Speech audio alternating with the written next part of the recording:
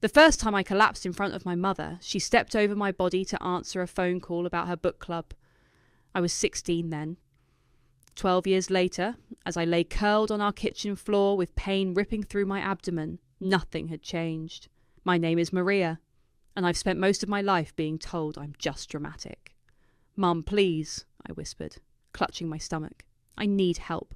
The specialist said what you wanted to hear," Mum cut in, not looking up from her phone. "How convenient that the only doctor who believes you is the one charging $20,000 for surgery." The morning light streaming through our kitchen windows felt too harsh, too exposing. I pulled myself up using the counter, fighting waves of nausea. "The payment plan? I just need a co-signer. I have savings for the down payment." "Here we go again," Skylar announced, breezing into the kitchen in her yoga outfit. "Another medical drama from Maria. What is it this time? More mysterious pain that no regular doctor can diagnose?" I gripped the counter harder. "It's endometriosis. They found nothing," Skylar snapped, pouring her green smoothie. "Just like always. You know what I think? I think you're jealous that I'm getting married next spring, and this is your way of making everything about you." Again, Mum nodded sagely, as if Skylar had unveiled some profound truth. "Honey, we've been through this since you were a teenager. Every time something good happens to someone else, you end up in the ER. That's not..."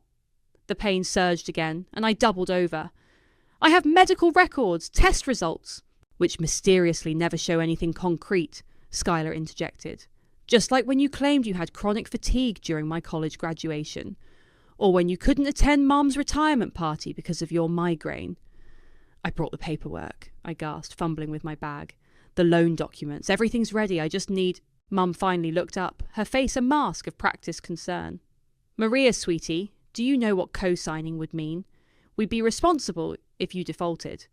And let's be honest, you can barely hold down a job with all your episodes." "I haven't missed a day of work in 8 months, I protested. "I've saved $12,000. I just need help with..." "Enough!" Skylar slammed her glass down. "You want Mum to risk her retirement fund on your vanity surgery? Because you're too weak to handle normal female problems that the rest of us deal with just fine?" The room spun. Not from pain this time, but from the realization that was finally, irreversibly settling in. They were never going to believe me, never going to help me. "I'm your daughter," I whispered to Mom. "Your baby sister," I turned to Skylar. "How can you..." "Oh, stop with the guilt trips," Skylar rolled her eyes. "You're 28, Maria. Isn't it time you grew up and stopped playing victim?" Mom stood up, gathering her things. "I have bridge club in 30 minutes. Maria, we love you, but this attention-seeking behaviour needs to stop. Have you considered therapy? I can recommend someone who specialises in personality disorders." I stared at them both. These women who shared my blood, who had watched me suffer for years and decided I was lying. Something cold and hard crystallised in my chest. "You're right," I said quietly, straightening up despite the pain. "I need to grow up, to stop expecting help from people who don't want to give it." "Now you're being dramatic again," Skylar sighed. "Just go home, take some Advil, and get over yourself." I walked out of that kitchen on legs that barely held me. Made it to my car before the tears started. As I fumbled with my keys, another wave of pain hit, the worst one yet. I slid down against my car door, ending up on the concrete of our driveway.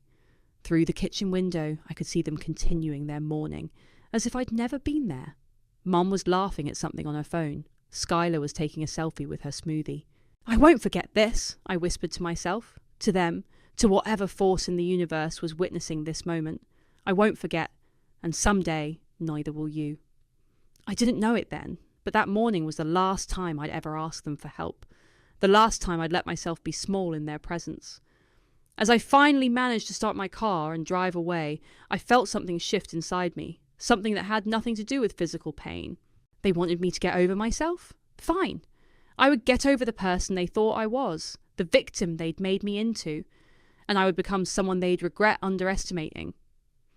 3 months after my family refused to help, I found myself hunched over my laptop at 3 a.m, trying to breathe through another pain flare while answering emails for strangers. Virtual assistant work wasn't glamorous, but it paid the bills and let me work from bed when standing became impossible. "You're still online?" A message popped up from Douglas, another VA I'd met in a freelancer group. "It's late in your time zone." "Can't sleep anyway," I typed back. "Might as well make money." "Pain night? When isn't it?" A pause then. "Have you considered joining some of the chronic illness support groups I mentioned? The ones that helped my sister?" I had, actually. I'd spent hours scrolling through their posts, reading stories that mirrored my own. Women dismissed by doctors, abandoned by family, fighting battles in their own bodies while the world told them it was all in their heads. My phone buzzed. Mom calling. I declined it, just like I had the last dozen times. The text that followed made my chest tight. "Skylar's bridal shower next weekend. Don't embarrass us by being sick again." I blocked her number. "Maria?"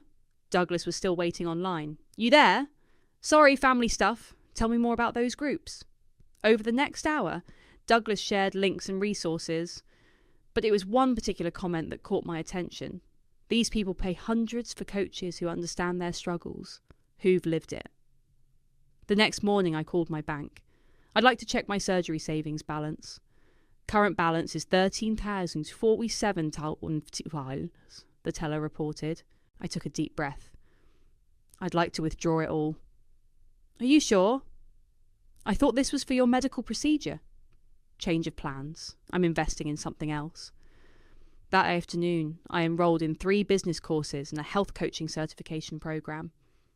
Every cent I earned from VA work went to basic expenses. Every dollar from my surgery fund went to building something bigger. Douglas became my sounding board, then my mentor, then my business partner. We worked through nights, through pain flares, through moments of doubt. "You really think people will pay for this?" I asked him one evening, staring at our newly designed website. "Wellness coaching for chronic pain sufferers?" "You're offering what doctors can't," he said. "Understanding, strategy, hope." 6 months in, we got our first client, then another, then 10 more. I was working with our newest client when Skylar's wedding invitation arrived. The gold embossed envelope felt heavy with expectation. I dropped it, unopened, into my shredder. My phone lit up. Mom again, from a new number. "Your sister is devastated you're missing the final dress fitting. Why are you being so selfish?" I typed back my last message to her. "I'm not being selfish. I'm being absent. There's a difference." Then I blocked that number too. A year into building the business, during a particularly bad pain day, I found myself back in the ER. The same one where they'd first discovered my endometriosis, where my family had refused to believe the diagnosis. "Ms. Maria?" The nurse looked concerned. "Your emergency contact information is blank. Would you like to update it?" I thought about Mom, about Skylar, about all the times they'd left me alone in rooms like this. "No," I said. "Leave it blank." That night, I posted in one of our client groups. Sometimes healing means accepting that the people who should help you won't, and building a life around that truth. The responses flooded in. Hundreds of people sharing similar stories, similar pain, similar revelations. Our client list doubled that week. 2 years after that morning in my mother's kitchen, I sat in my own apartment, reviewing our company's quarterly earnings. The numbers blurred through my tears, not from pain this time, but from a different kind of ache. Douglas called to celebrate. "We did it, Maria. The business is officially self-sustaining. You know what this means?" I did. It meant I'd built something real out of my family's disbelief, something that helped others while helping myself. "You never did get that surgery," he said quietly. "No," I agreed, touching my abdomen where the pain still lived. "But I got something else instead, something they can't take away." That night, I dreamed of that morning in the kitchen, of lying on the floor while they stepped over me. But this time, in my dream, I stood up immediately, walked out without begging, started building sooner. When I woke, my phone showed a notification, a post from Skylar's perfect Instagram life, complaining about some minor inconvenience. I unfollowed her account and opened my laptop. There were people who needed real help, real understanding, and I had work to do. Success feels different when you build it from scratch. By my 31st birthday, our wellness coaching platform had grown beyond anything I'd imagined. We'd hired 5 more coaches, all chronic illness survivors themselves, and our waiting list stretched months long. "You should see this! Douglas said during our morning video call, sharing his screen. It showed Skylar's latest Instagram post, a perfectly filtered photo of her cutting a ribbon at some charity event. The caption read, "Missing my sister today. Family is everything." I snorted. Funny how family becomes everything when you need social media engagement. She's been tagging you in posts like this for weeks, Douglas noted. Want me to have legal send another cease and desist? Don't bother. She'll just play victim again. I switched tabs to our client dashboard. How's the new program launch looking? The numbers were good. Really good. Our Invisible Illness Survival Guide had sold out in pre-orders. Each sale felt like a tiny victory, not just for me, but for everyone who'd ever been told their pain wasn't real. My phone buzzed with a text from Quinn, my younger cousin. Heads up, Mum said Aunt Karen was asking for your new address again. Thanks for the warning, I replied. Still not interested? Can't blame you, Quinn wrote back. BTW, saw your TED talk. Made me cry. Good crying, though. That talk had been terrifying to give. Standing on stage, telling hundreds of strangers how betrayal by family had led to building a community for others like me. The video went viral in chronic illness circles, which probably explained my mother's renewed interest in my whereabouts. Later that afternoon, I sat in my home office, interviewing a potential new coach. She had fibromyalgia and a story that echoed mine. My husband left when the medical bills got too high, she explained. Said he couldn't handle my negativity anymore. Their loss becomes our strength, I told her. You're hired. After the call, I opened my email to find a message from my old doctor's office. They were using our platform as a recommended resource for chronic pain patients. The same office where Mom and Skylar had once convinced the staff I was faking symptoms for attention. Look what just landed in my inbox, I messaged Douglas, forwarding the email. Karma's got a sense of humour, he replied. Speaking of which, have you seen Skylar's GoFundMe? I hadn't. A quick search showed she was trying to raise money for some wellness retreat. The irony wasn't lost on me. My intercom buzzed, the front desk of my building. Ms. Maria, there's a Karen here insisting she's your mother. My hands shook slightly as I pressed the button. Tell her I'm not available. And please update my no-entry list. Of course. Should I call security? Only if she makes a scene. I watched through my window as Mom left the building, her shoulders slumped in practiced dejection. She'd probably tell everyone how her cruel daughter had turned her away. She'd conveniently forget the times she'd turned me away when I was actually dying. My phone lit up with a notification, a review on our app. This program saved my life when my own family wouldn't believe I was sick. Thank you, Maria, for building this community. I screenshot it and sent it to Douglas. This is why we do it. Speaking of doing things, he responded, the publisher called again. They really want that book. The book. I'd been avoiding it, knowing how much it would hurt to write. But maybe it was time. I opened a new document and typed, Chapter 1. They said I just wanted attention. The words flowed easier than I expected. 4 hours later, my phone buzzed with another text from Quinn. You might want to check Mum's Facebook. Skylar's having some kind of meltdown. Sure enough, my sister had posted a lengthy rant about ungrateful siblings and the importance of family forgiveness. The comments were full of sympathetic responses from people who didn't know the truth. I closed Facebook and returned to my manuscript. Let them have their narrative. I was writing my own. That evening, as I prepared for bed, a familiar pain gripped my abdomen. The endometriosis was still there, still untreated, but I'd learned to build a life around it, to use it as fuel rather than let it consume me. My phone showed one last notification, a voicemail from Mum. I hovered over the delete button but decided to listen. Maria! Her voice cracked with what sounded like genuine tears. Something's happened. Please call me back. Please. It's about Skylar. I set the phone down without returning the call. Whatever crisis they were manufacturing now, it wasn't my problem. I'd learnt the hard way that sometimes the greatest act of self-care is simply walking away. Besides, I had a chapter to finish. The voicemails kept coming, each one more desperate than the last. By the fourth message, Mum's voice had lost its usual manipulative polish, replaced by raw panic. Maria, please. She's in the ICU. The doctors say... A sob broke her words. They say she might not walk again without special therapy. Please call me back. I sat in my home office, finger hovering over the callback button, when Douglas's face appeared on my computer screen for our scheduled meeting. "You look rattled," he said immediately. "What happened?" "Skylar was in a car accident, spinal injury." The words felt strange in my mouth. "They say she might be paralysed. Are you okay?" I laughed, but it came out hollow. "Shouldn't you be asking if she's okay?" "I'm asking if you're okay." Before I could answer, my email pinged. Mum had sent a detailed message about Skylar's condition, complete with scanned medical records, the kind of proof they'd never believed when it was my health in question. "The experimental therapy program cost $67,000, I read aloud to Douglas. "Insurance won't cover it. Mum's asking me to help." "What are you thinking?" "I'm thinking about lying on their kitchen floor, begging for help with my surgery." My voice stayed steady. "I'm thinking about how they said I was faking it." My phone lit up, Quinn calling. I put him on speaker. "It's bad, Maria," he said without preamble. "Aunt Karen's losing it.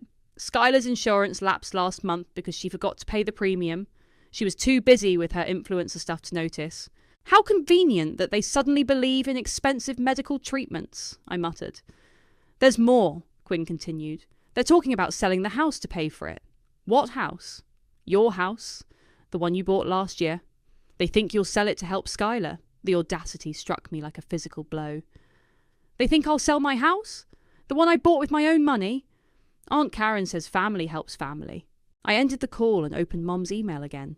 There it was, buried in the middle of her desperate plea. "We know you've done well with your little internet business. The house you bought would cover Skylar's treatment. It's the least you could do after everything we've done for you." "Everything they've done for me," I repeated to Douglas, who was still watching concernedly from my screen. "Like dismissing my pain for 15 years? Like refusing to co-sign a loan that could have changed my life?" "Maria." "No." I stood up, pacing. "You know what the difference is? I actually had the money for my surgery. I chose to build this business instead. Skylar chose to let her insurance lapse while posting luxury vacation photos." My phone buzzed again. Skylar this time, calling from the hospital. "Against my better judgment," I answered. "How dare you ignore Mum's calls?" she slurred, likely on pain medication. "I'm lying here paralysed and you're what? Too busy with your stupid chronic pain clients? Hello to you too, Skylar. Don't be cute. Mum says you have the money. You have to help me. Like you helped me." "That was different." Her voice rose hysterically. "Your thing wasn't real. This is real. I might never walk again." I felt something cold settle in my chest. "My thing wasn't real. Funny how you're suddenly an expert on medical conditions." "Maria, please." Mum's voice cut in. She must have taken the phone. "Whatever issues we had in the past, this is your sister's life we're talking about." It was my life we were talking about back then too. Silence on their end. Then Mum, softer. "We'll lose everything trying to help her. Is that what you want?" "No," I said quietly. "That's not what I want, but I'm not selling my house." "Then you're killing your sister." Skylar had the phone again, screaming now. "Her blood will be on your hands." I ended the call and turned to Douglas's concerned face on my screen. "They really think I'll cave," I said, more to myself than him. "They really think they can guilt me into this. What are you going to do?" I sat back down, opened my company's financial records. Our success stared back at me in clean, irrefutable numbers. Numbers that could easily save Skylar. "Nothing," I said finally. "I'm going to do absolutely nothing." "Are you sure?" I thought about all the nights I'd suffered alone, all the times they'd dismissed me, all the years of gaslighting and doubt. "Yes," I said. "Let them learn what it feels like to beg for help and be denied. Let them understand exactly what they did to me." As if on cue, another email from Mum arrived. "We're family. You have to help." I clicked delete without reading further. They were about to learn a harsh lesson about karma, and I would be their teacher. The Zoom call request came at exactly 9 a.m. Mum's name flashed on my screen, along with Skylar's. I accepted it, steeling myself for what was coming. "Maria!" Mum's face appeared, makeup perfect despite the obvious strain. "We need to discuss the house." "There's nothing to discuss." I kept my voice level. "The house isn't for sale." Skylar's face joined the screen, propped up in what was clearly a hospital bed. "You heartless bitch. Do you know what they're saying about my prognosis?" "Actually, I do. I read the medical files you sent. Unlike when I was sick, you provided actual documentation. This is different. Skylar tried to sit up, wincing. I could be stuck in this chair forever. And I could have avoided years of organ damage if I'd gotten treatment sooner. I smiled thinly. Funny how life works out. Mum leaned closer to her camera. Maria, honey, I know we had our disagreements about your condition, but this is Skylar we're talking about. Your sister needs specialised therapy. Like I needed surgery. That was years ago, Skylar's voice cracked. Are you really going to punish me for something that happened when we were practically kids? I pulled up a calendar on my screen. You were 29 when you told Mom I was faking it for attention. I was 28 when you called my needed surgery vanity treatment. That was 3 years ago, not ancient history. I was wrong, okay? Tears streaked Skylar's face. Is that what you want to hear? I was wrong. Now please, please help me. The words I'd longed to hear for years landed hollow. No? No? Mom's practiced composure cracked. What do you mean no? I mean no. I won't sell my house. I won't give you money. I won't help. You're killing me, Skylar screamed, her hospital gown slipping as she tried to move. Your own sister. My own sister. I leaned forward. Where was my sister when I needed her? Where was my mother when I was begging for help? We didn't understand then, Mom pleaded. We do now. Please, Maria. No, you understand now because it's happening to your favourite daughter. The truth felt clean, sharp. You understand because now you're the ones in pain. A nurse appeared briefly in Skylar's frame, adjusting something. Mum used the interruption to switch tactics. What about the neighbours? What will people think when they hear you refuse to help your own sister? They'll think exactly what you taught them to think about me all those years, that I'm selfish, dramatic, attention-seeking. I shrugged. You created this narrative. Live with it. I'll tell everyone, Skylar threatened, her face red. I'll post about how you abandoned me, how you're letting me suffer. Go ahead. Unlike you, I don't live for social media approval. Mum's face hardened. Your father would be ashamed. Dad left when I was 12. You don't get to use him as emotional leverage. We're your family, Mum's voice rose. Your only family. No, I said quietly. You're just people I'm related to. There's a difference. Skylar started sobbing, loud, theatrical wails that used to make me cave. I'm going to be trapped in this chair, and it's your fault. Like my chronic pain was my fault. I kept my voice steady. Like my emergency room visits were my fault. Like my need for surgery was my fault. That's not fair, I finished. You're right. It's not fair. Just like it wasn't fair when you convinced Mom I was lying, when you made me believe I was crazy, when you left me alone with my pain because it was inconvenient for you. A notification popped up on my screen. Another email from Mom's lawyer about the house. I deleted it without reading. The house is not for sale, I repeated. Not now, not ever, and this conversation is over. Maria, wait, Mum started. I ended the call. My phone immediately lit up with text messages. You evil, heartless monster, Skylar. After everything we've done for you, Mum, you'll regret this. Skylar again, I blocked both numbers. Douglas called moments later. How did it go? Exactly as expected. They demanded, threatened, guilt-tripped, and cried, in that order. And you're okay? I thought about Skylar's tears, Mum's manipulation, the familiar weight of their expectations. I'm better than okay. I'm free. They'll try again, he warned. Let them. The answer won't change. After we hung up, I opened my laptop and began typing. Dear valued clients, today's wellness session will focus on setting boundaries with toxic family members. The responses flooded in immediately. People sharing similar stories, seeking advice, finding strength in each other. This was my real family now, people who understood pain, who valued truth over appearance. Let Skylar and Mom spin whatever story they wanted. I had built something stronger than their lies. Quinn's call came at midnight. You need to get on a video call with me right now. There's something you have to hear. What's wrong? Just trust me. I'm sending you a link. When the video connected, Quinn wasn't alone. Judah, Skylar's ex-boyfriend from 2 years ago, sat beside him, looking uncomfortable. Tell her what you told me, Quinn urged. Judah cleared his throat. Look, I wouldn't normally get involved, but after seeing Skylar's GoFundMe campaign, I can't stay quiet anymore. What GoFundMe campaign? Quinn shared his screen. There it was. Help save my life. Abandoned by sister. Skylar's campaign had already raised $12,000. That's not why I called, Judah interrupted. Maria, do you remember when you were trying to get that surgery? When your family wouldn't help? My stomach tightened. Yes, Skylar did something. Something really messed up.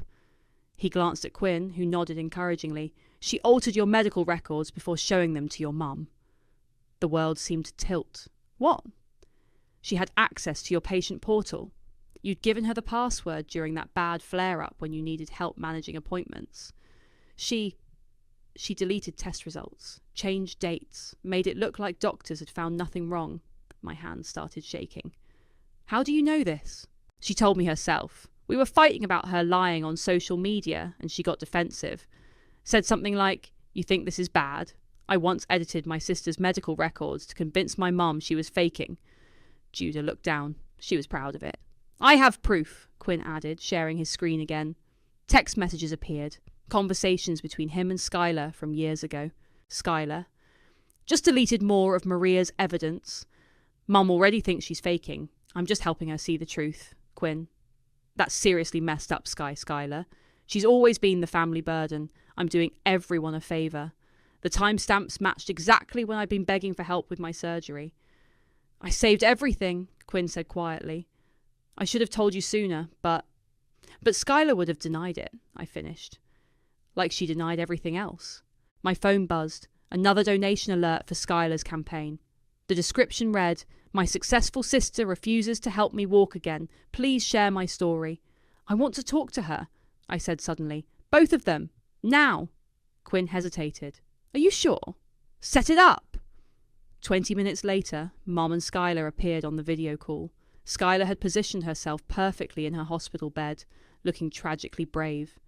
Finally decided to help, she asked. Finally decided to tell the truth, I countered. About my medical records. The colour drained from her face. Behind her, Mom froze. I don't know what you're talking about, Skylar stammered. Judah does. I added him to the call. Want to repeat what you told me? The next 10 minutes were chaos. Skylar screaming denials, then accusations, then confessions. Mom crying, claiming she never knew, then admitting she'd suspected but chose to believe Skylar. You were always so needy, Skylar spat, her perfect victim mask cracking, always taking attention away from everyone else. Mum already thought you were exaggerating. I just helped her see what she wanted to see.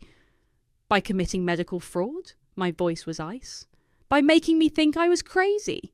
You're still crazy. Skylar tried to sit up straighter. Look at you now, bringing up ancient history when I'm lying here paralysed. This is why everyone always took my side. You're pathological. No, Mum whispered, surprising us both. No, Skylar, this is wrong. What you did was wrong. Mum! I let you convince me, Mum continued, tears streaming. I let you convince me my baby was lying, and now... She covered her face. Oh, God, what do we do? What you always do, I said calmly. You chose Skylar, and now you're living with the consequences. Maria, please. Mom reached toward her camera. Now that I know the truth doesn't change anything. It just confirms what I already knew. I looked directly at Skylar. You didn't just deny my pain. You actively worked to prolong it, to discredit me, to isolate me. I was protecting our family. No, you were protecting yourself. And now, I smiled slightly, now you get to experience exactly what you put me through. Begging for help, being dismissed, watching your GoFundMe fail while your family turns away. You can't. I can. I will. And unlike what you did to me, I leaned closer to my camera. This isn't fraud. This is justice. I ended the call on Skylar's scream of rage and Mom's renewed sobs. My phone immediately lit up with messages, but I ignored them all. The truth was finally out, and it felt like freedom. Skylar's GoFundMe campaign went viral, but not in the way she intended. Someone, I suspect Quinn, leaked screenshots of our video call to social media. Within hours, Shakti Justice for Maria was trending. Your story is everywhere, Douglas said during our emergency meeting. Media outlets are requesting interviews. Our client wait list has tripled. I stared at my screen, watching the fallout unfold. Skylar's carefully crafted victim narrative was unravelling comment by comment. She edited medical records to gaslight her own sister? This is literally criminal. No wonder Maria won't help her now. My phone rang, a number I didn't recognise. Is this Maria? This is Sarah from Good Morning America. We'd love to have you on to discuss. I hung up. Then another call, and another. You need to make a statement, Douglas advised. Control the narrative before they control it for you. He was right. I opened my laptop and began typing. What revenge really costs, an open letter. 3 years ago, I had 1,347 £50 saved for a surgery I desperately needed. When my family refused to help, I made a choice. Instead of treating my condition, I used that money to build a company that helps others like me, people whose pain has been dismissed, whose struggles have been minimised, whose families have failed them. Today, that same family demands I sell my home to fund experimental therapy for my sister. They call me cruel for refusing. They don't mention how they dismissed my illness for years.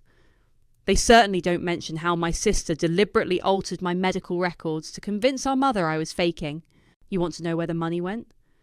It went into building something bigger than my pain. Something that helps thousands of people now. Something my family can't touch, can't dismiss, can't edit away. I didn't get my surgery. I still live with chronic pain. But I built an empire from the ashes of what my family destroyed. And no, I won't burn it down to save the people who lit the first match. I hit publish and waited. The response was immediate. My post spread faster than Skylar's GoFundMe ever had. Chronic illness communities rallied. Former clients shared their stories. Chronic pain is real started trending alongside my name. Then came Skylar's response, a tearful video from her hospital bed. My sister is using my tragedy to promote her business. She's twisting everything to make herself the victim. I made mistakes, but the comments shut her down. You committed medical fraud. You gaslit your sister for years. Karma is real. Mum tried damage control, giving an interview to a local news station. We were misled about Maria's condition. We want to make amends. I posted a single response. Amends are for people who make mistakes. You made choices. Live with them. Douglas called again. The publisher wants to move up the book release. They're offering double the advance. Tell them yes. And the speaking tour. Book it. My phone buzzed with a text from Quinn. Skylar's GoFundMe is tanking. People are requesting refunds. I opened the campaign page. The comments section had become a battlefield. Requesting refund can't support someone who edited medical records. Donating to Maria's Chronic Pain Foundation instead. Karma comes for everyone eventually. Then came the email from Mum's lawyer, no longer demanding the house, but begging for a meeting to discuss terms. I deleted it. Skylar posted again, this time dropping the Victim Act for raw fury. You're enjoying this, aren't you? Watching me suffer while you play saviour to strangers? I replied publicly. I used the money you denied me to build the life you now want to take from me. That's not enjoyment, that's justice. The quote went viral within hours. Douglas messaged, CNN wants to do a feature on medical gaslighting and family trauma. Interested? Set it up. My phone lit up with another text from Quinn. Mum's having a breakdown. Skylar's therapy centre is demanding payment up front now that the GoFundMe failed. I didn't respond. Instead, I opened my company's website and published a new blog post announcing the Chronic Pain Justice Fund, providing therapy grants to verified victims of medical gaslighting. Within minutes, donations poured in. Each one felt like another brick in the wall between me and my family's manipulation. The final blow came from an unexpected source, my father, breaking 15 years of silence with a single email. I saw the news. I should have believed you back then. I'm sorry I didn't. Too little, too late. I closed my laptop and stood at my office window, watching the sunset. Somewhere across town, my family was facing the consequences of their actions. Their perfect facade had cracked, revealing the rot beneath. They wanted my story. Fine. But they get the real version. every painful, validated, vindicated word of it. And unlike the medical records Skylar edited, this truth couldn't be erased. The Lake House realtor handed me the keys with a smile. "Congratulations! It's all yours." I stood on the deck overlooking the water, breathing in pine-scented air that felt cleaner than anything in the city. My phone buzzed. Douglas calling. "How's the new place?" "Peaceful," I answered. "No drama, no family, no noise, just water and trees." "Speaking of family drama," he hesitated. "Have you seen the news?" I hadn't. Hadn't looked at social media or checked my emails in days. The silence had been intentional. "Skylar's moving to a standard rehabilitation facility," he continued, "the kind insurance actually covers. Apparently, she's making progress with regular physical therapy. Good for her." "You don't sound surprised." "Because I'm not," I said, watching a boat drift by. "She never needed experimental treatment. She needed attention." My phone dinged with a message from Quinn. "Mum's selling her house. The real one, not yours. Says she needs a fresh start." "Where's she going?" I texted back. "Florida. Says she can't face people here anymore." I set my phone down and walked to the edge of the deck. Below, clear water lapped against natural rock. No artifice, no pretense, no carefully maintained image. Just reality, raw and honest. The door chimed. My first delivery arriving. I signed for the package and carried the box inside. My new office was still empty except for a desk and chair, but it felt right. Clean, uncomplicated. Douglas called again. "The book hit #1 on Amazon's pre-orders." "I saw. They want to know if you'll do a dedication page." I thought about it. About all the people who deserved acknowledgement in this story. "Yes. Tell them I will." Opening my laptop, I typed, "To everyone who's ever been told their pain isn't real, this is your vindication. This is your voice. This is your victory." My phone lit up. An unknown number. Against my better judgment, I answered. "Maria?" It was Skylar, her voice smaller than I'd ever heard it. "I know you probably don't want to talk to me." "Then why are you calling?" A long pause. "Because you were right. About everything. The regular therapy is working. I didn't need experimental treatment. I wanted the attention, the drama, the chance to make me the villain again." "Yes." Her voice cracked. "I'm sorry. I know it doesn't fix anything, but I'm sorry. You're right. It doesn't fix anything. Will you ever forgive me?" I watched another boat pass by, thinking about forgiveness, about healing, about peace. "No," I said finally. "Some things can't be forgiven, but they can be finished." I ended the call and blocked her number, the last one I still had unblocked. My laptop chimed with an email from our foundation's board. The Chronic Pain Justice Fund had already helped 30 people access legitimate medical care. Real treatment, real results, real change. The doorbell rang again. This time it was Quinn. "Nice place," he said, looking around. "Very you. How did you find me?" "Douglas. Said you might need some company while settling in." He handed me a housewarming gift, a framed screenshot of Skylar's failed GoFundMe next to my viral post. "Thought this belonged here." A reminder. Of what? That sometimes the best revenge is just living well. I hung the frame in my office, next to where my book cover would soon be displayed. The title glinted in embossed letters. Gaslighting. A family tradition. Quinn stayed for dinner. We sat on the deck, eating takeout and watching the sun set over the lake. "You know what's funny?" he said. "They thought they were breaking you all those years, but they were actually making you stronger." "Not funny," I corrected. "Poetic." My phone buzzed one last time. Douglas again. "CNN piece just aired. You're trending. Again." I turned the phone off without responding and looked out over the water. The lake was turning golden in the fading light, each wave catching fire before settling back to calm. "You seem different," Quinn observed. "Lighter." "I am." I smiled, feeling the truth of it in my bones. "I'm free." The pain in my abdomen twinged, a familiar reminder of battles fought and survived. But here, in this place I'd built from the ashes of betrayal, it felt less like a burden and more like a battle scar. I'd lost a family, but found my power. Lost their love, but gained something stronger, self-respect. The kind that comes from standing your ground, from refusing to bend, from building something beautiful out of something broken. The lake stretched out before me, endless and open, like possibilities, like future, like peace. This was my victory, not loud or violent, but quiet and complete. And it was enough.